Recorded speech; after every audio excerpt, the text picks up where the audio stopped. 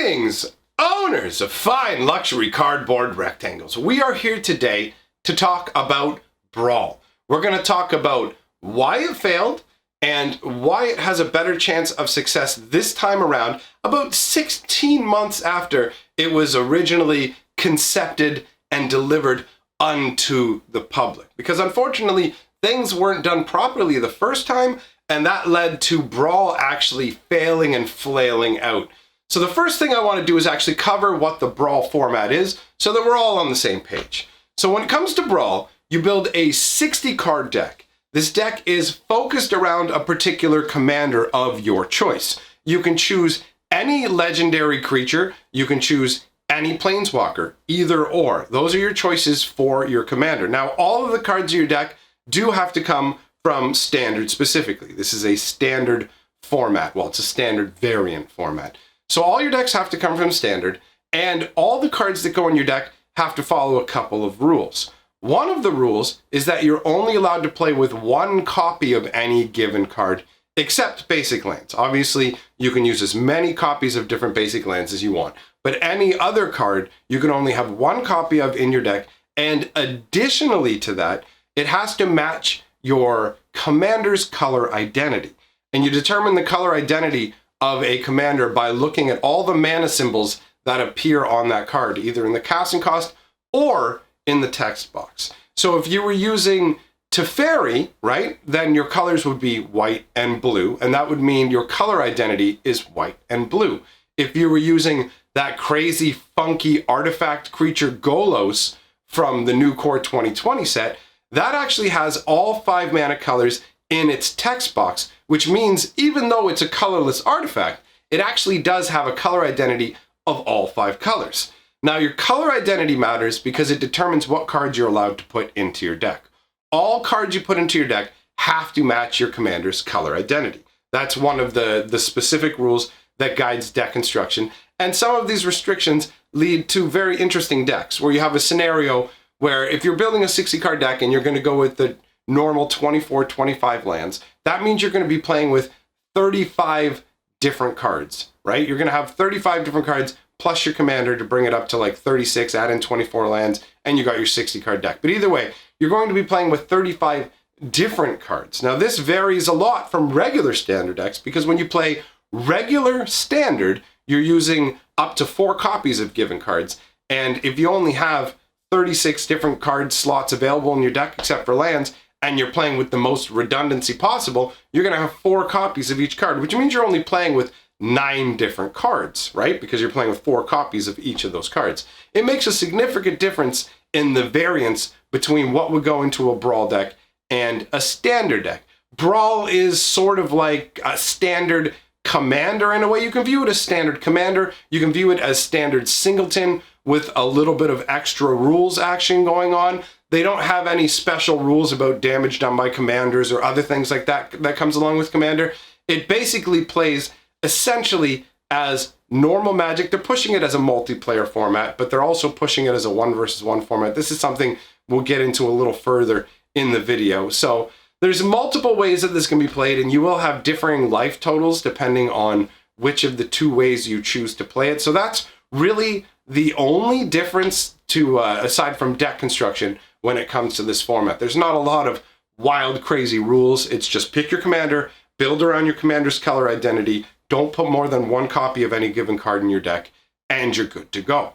So that's the Brawl format. It is mini Commander in a way, and that's partially how it was marketed in the beginning. When we originally saw Brawl, it was back in something like March-ish. I believe it was around March of 2018, because it was right at the time Dominaria was dropping. In fact, Brawl was originally mentioned connected along with the unique buy-a-box promo of those Minotaur brothers, the Sun and Song speaker, whatever they were called. There's 2 Minotaur brothers. They were the first unique buy-a-box promo. So these were the ones where you could not get this card in packs. And so at the end of showing off that buy-a-box promo, they went, this card actually is going to be great in Brawl too. Come back tomorrow to find out what Brawl is. So the next day is when Brawl was explained to us. And in all honesty, they didn't do the best job coming out of the gates with it. Now you can tell there are reasons that Wizards of the Coast would very much like to have Brawl. One of them is the more Magic formats there are that people genuinely enjoy, the better it is for the game. That's just a given. If there are more different formats for people to play and they're enjoying and playing them, that means obviously more Magic is going to be sold over time regardless. Whatever way they're playing, casual, kitten top, modern, whatever, you go old school, vintage, there will always be a new demand for cards. It will vary from different subset to different subset, but either way, it does mean that each new format is a welcome addition to the game. But obviously, there's a much bigger one, and this is one that people pointed out, is that it causes you to play Commander, but with a rotation, which means you need to keep buying. You have to keep buying new stuff because, oh, look, like Commander casual top players can be like, okay, a new set comes out. All right, there's one card I want. I'm just going to go and pick up a single. Not much incentive to buy boxes, not much incentive to get a whole bunch of cards. But when you have something like Brawl, all of a sudden, you have an incentive to keep getting new cards. So from Wizards of the Coast perspective, it would actually be much better for their bottom line, their business standpoint, if everybody just dropped Commander and switched to Brawl. Now, obviously, they knew this wasn't something that was going to happen instantly, and it was probably just it'd be really nice if it happened, but it probably won't, because Commander players are fairly entrenched, and offering somebody a more shallow version of what they're already playing is not the way to go. And I think originally when they mentioned Brawl, they talked about Commander too much. They really did try and make you think of Commander first and then think of Brawl. And that was not a wise way to do things, because it's like thinking of, oh, I used to be married to someone who did everything for me and they were fantastic. And they're like, well, hey, I got an idea. Instead of being married to them, why don't you be married to somebody who does like 1/5 of the things they did? And it's like, wait, why? Because it'd be cool and we get money, yo. Like, there's like, where's the argument really for that kind of a thing? So the scenario was kind of an uphill battle to begin with. They mentioned Commander. You could see when they originally mentioned Brawl, they were trying to give it this is a grassroots outside the company thing. Like, Commander is a format that Wizards of the Coast did not create. They just officially acknowledged it. It was originally known as EDH, Elder Dragon Highlander, and it was made popular by Magic judges, and basically like it kind of grew on its own out of nowhere, right? Just boom, all of a sudden, wow, a lot of people like this format, and it's influencing the secondary market of a bunch of cards. Like, Commander has a genuine market influence. I mean, obviously, Commander is good because every year they make decks specifically for Commander. Commander as a format gets new offerings every year. Here is our tribute to Commander. So Wizards looked at EDH and said, okay, we can't market the term EDH because we can't legally own it. We're going to change the concept to Commander, but we're going to have a hands-on and hands-off approach where we have like a rules tribunal, and it's not really like officially governed by Wizards of the Coast, right? So they let the format determine itself.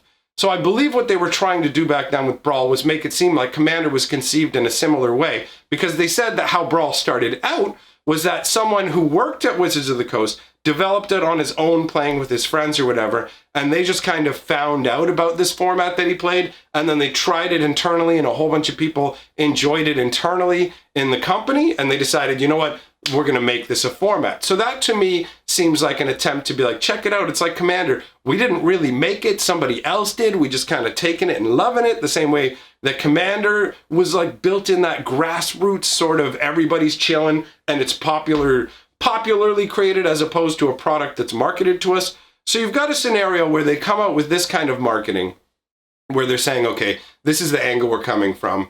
And they also, I think, we're trying to emulate the whole hands-off approach when it comes to rules and things like that. So they didn't really create a banned list or anything of that nature. And that ended up being a big problem when people just started playing really awful Brawl Chief of Compliance decks. Like, Brawl Chief of Compliance pretty much is one of well, I mean, in terms of the actual gameplay itself, in terms of people playing the game, Brawl single-handedly elbow dropped the life out of Brawl. Now, he wouldn't have been able to do it on his own if they had chosen, you know what, we're going to have our whole, like, we're going to have our eye on this. We're actually going to create a banned list. We'll be in charge of the format. I think they were hoping that like a Brawl rules committee or something would form on its own the same way it did with Commander. And they could be like, we'll sell products into Brawl, but we won't worry about managing Brawl. From a business perspective, that's fantastic. You avoid all the feel bads of telling people, oh, these cards are banned and all this kind of stuff. So they took this hands-off approach,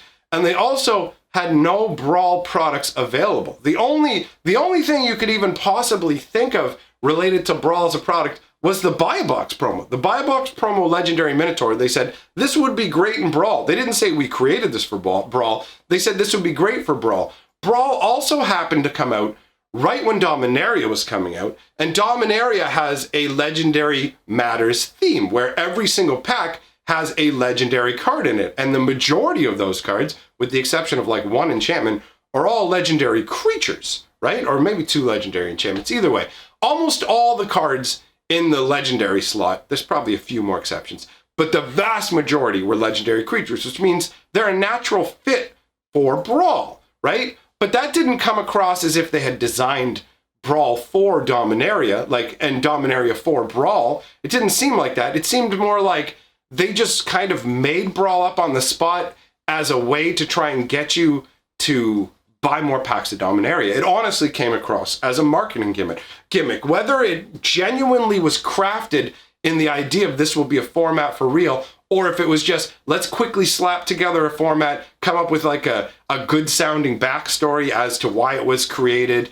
or like fluff the details a little and make them sound more impressive than they are when somebody kind of had the idea and played it once with their friends. Either way, the way it all came together was they didn't have any products at all that were supporting Brawl. They were like, okay, we don't have a banned list, we don't have products for you, and it's not something it's not something that we're really properly supporting. So people looked at it and went, is this even a thing? Like, honestly, there's a part of me that wonders if Brawl was originally just going to be standard only. A part of me thinks they might have intended Brawl to actually be a modern format. And the reason that I think that is they came out with the guild kits. I don't know if you guys remember the guild kits, but they did one for each guild. They came with a little enamel pin, a 60 card deck. Each of these 60 card decks had like a legendary front-facing creature, Tristani, Niv Mizzet, but each deck was like pretty much almost all one-ofs. There was like 2 or 3 cards at most in the deck that there were multiple copies of. It almost felt like it was originally supposed to be a Brawl deck. Like they had concepted Brawl as a modern concept and then kind of abandoned it. And it came out and people looked at it and went, this isn't a standard deck because you can't play in the standard. It's just some kind of guild themed deck, but why are there so many one-ups? It was a genuinely muddled product that just added more confusion to the signals that we'll be putting out there. And when you look at the fact that they kind of went, Brawl's a new format for Magic the Gathering. We're not selling any products for it. Just use what you got. Here's the format. By the way, we're not going to do anything to maintain the health of the format. And if you're not doing anything to maintain the health of the format, it honestly seems like Brawl was just abandoned by Wizards of the Coast, and very, very quickly, in fact. So now we come to the time where it's been 16 months, and this is crazy. This actually speaks to how long it takes Wizards of the Coast to make products as well. You have to understand that they move in dinosaur speed, just like slow and old and taking a long time to get stuff done. So it takes them over a year from concept usually to get this stuff printed, which is insane.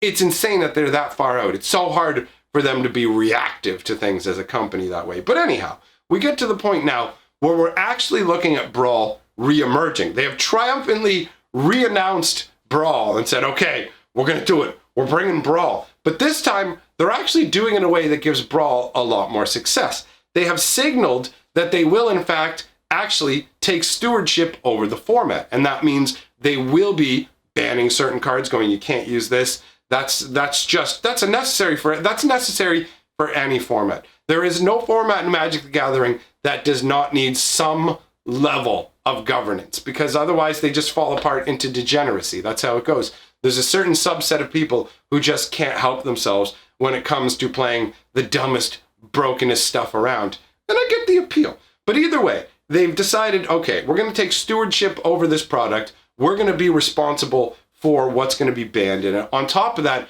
we're going to actually promote the format. And they're doing this in a number of ways. They're releasing 4 Brawl decks coming out with Throne of Eldraine. 4 decks that have 20 unique cards that are included in these Brawl decks that also can be used in standard. Now, some of these cards are useless in standard. We actually went over one of those in yesterday's video where we had a couple of spoilers specifically from these Brawl decks. But there's 20 unique cards, 7 in each deck. So some of the decks have some duplicates and whatever. But either way, there are cards specifically designed. There are cards specifically designed to support Brawl. They looked at what's in standard, and they looked at what some color combinations were lacking and said, you know what? We don't have good enough green, white, blue for Brawl commanders. So what do? We make that guy, I called him Chulane yesterday. Apparently, according to the comment section, his name is something closer to Kulan or something like that. Anyhow, they create that guy specifically for these Brawl decks to help flesh it out. So you have them bringing out Brawl decks. They're going to have events that actually happen at the LGSs. If you go to these events at the LGSs, they will actually give you some kind of special Brawl cosmetic. I'm guessing a skin or something like that from a random card